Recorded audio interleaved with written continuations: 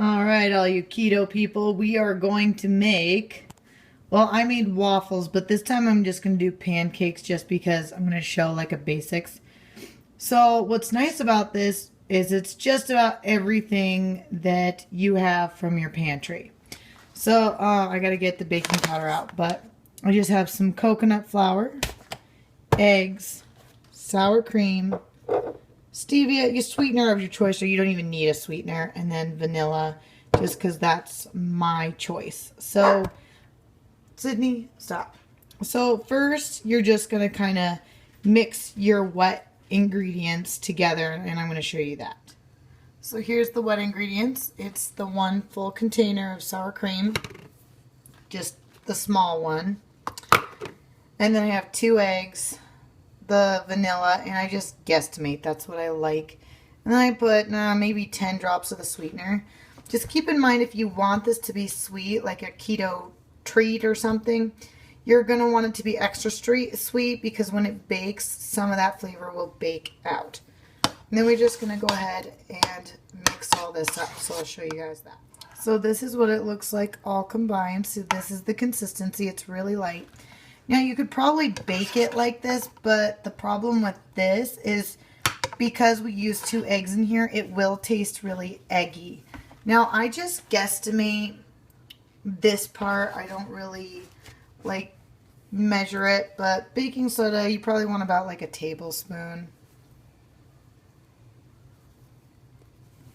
So that's about how much I do. Just enough to thicken it up. I'm not too worried about it because if you're using coconut flour, it kind of really gives it more of that puffier consistency anyways. And then, sorry guys, but I gotta open this with my hand. Okay, so I'm probably gonna do just about like a half a cup.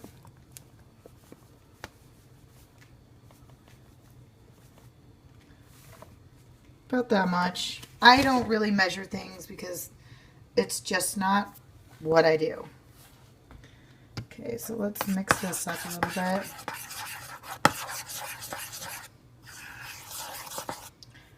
And you just kind of want a little bit of a thicker consistency. So you can kind of add a little bit and then just add a little bit more, and I'll show you when I get this guy all mixed up. Okay guys, so you can see I have more of a doughy consistency. You can make it as thick or as thin as you like. How you know you're going to make this work is I will test it in the pan and see how it cooks, and then I'll decide, do I need to thin it or do I need to thicken it?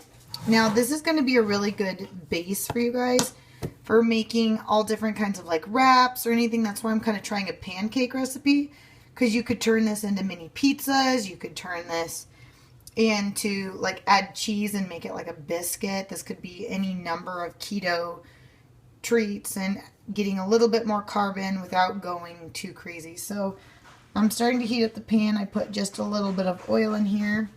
So now we're just going to test this out and see how it works. So I just take like a spoonful. And we're just going to see how this cooks. So that way you know, so you don't waste a bunch of batter by just going crazy. We are going to start this and just let it kind of bake a little bit and see if it's more or less what we want. Adding flour, sugar, eggs. You could add cheese to it. You can make it biscuits. Like I said, turn it into waffles, pancakes. Add berries, whatever you want. But this is going to be a really basic thing.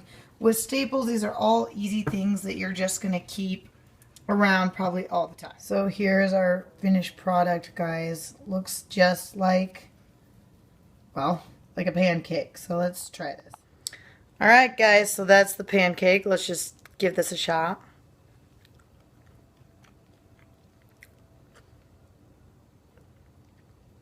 It's light, really doughy. You could use this as bread or whatever you want.